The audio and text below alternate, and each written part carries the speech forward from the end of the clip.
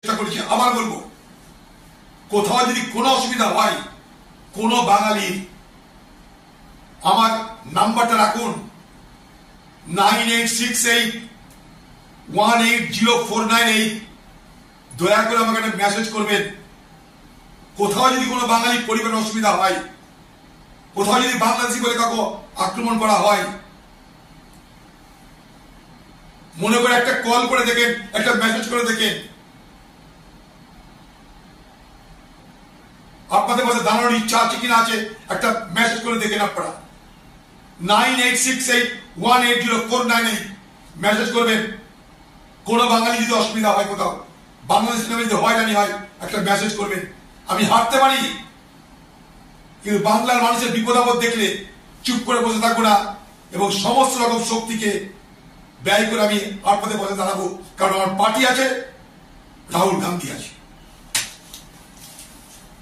আমার কথা কি, এতদিন আমরা কি করছিলাম?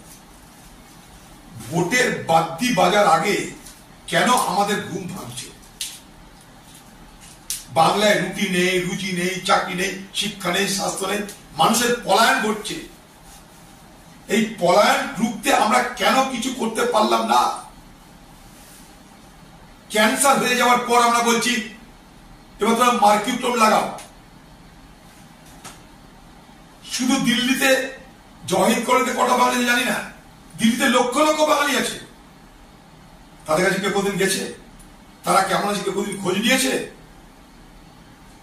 আমরাও দিল্লির বাঙালিদেরকে বলবো, এর আগেও বলেছি, যখন কোভিড হয়েছিল আমার বাড়িতে বসে আমি দিন রাত সেই কোভিডে আক্রান্ত মানুষদের সহায়তা করার চেষ্টা করেছি। আবার বলবো, কোথাও যদি কোনো অসুবিধা হয় কোনো বাঙালির, আমার নাম্বারটা রাখুন 9868180498। দয়া করে আমাকে একটা মেসেজ করবেন। কোথাও যদি কোনো বাঙালি পরিবারের অসুবিধা হয়, কোথাও যদি বাংলাদেশি বলে কাউকে আক্রমণ করা হয়, মনে করে একটা কল করে দেখেন, একটা মেসেজ করে দেখেন। আপনাদের পাশে দাঁড়ানোর ইচ্ছা আছে কিনা আছে একটা মেসেজ করে দেখেন। আপনারা 9868180498 মেসেজ করবেন। কোন বাঙালি যদি অসুবিধা হয়, কোথাও বাংলাদেশ নামে যদি হয়রানি হয়, একটা মেসেজ করবেন।